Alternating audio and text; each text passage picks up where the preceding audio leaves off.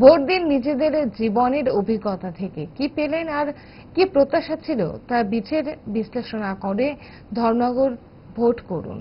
ধর্মনগরের ভোটারদের কাছে এক প্রকার বিবেক ভোটের আহ্বান রাখলেন কংগ্রেস বিধায়ক সুদীপ রায় বর্মন। আজ নির্বাচনী প্রচারের শেষ লগ্নে ধর্মনগরে বাইক মিছিল কর্মসূচি সংগঠিত করেছে কংগ্রেস। সেই মিছিলে অংশ নিয়েছিলেন কংগ্রেস বিধায়ক সুদীপ রায় বর্মন। সংবাদ মাধ্যমের সামনে গণদেবতাদের প্রতি কি আর্জি রেখেছেন কংগ্রেস বিধায়ক, দেখুন।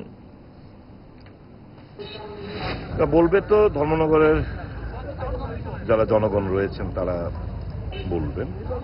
আমাদের এপিল থাকবে জনগণের কাছে, যার যার ব্যক্তিগত জীবনের গত 8 বছরের এবং ভারতবর্ষের গত 12 বছরের যা তাদের অভিজ্ঞতার নিরিখে মানুষ ভোট করবেন।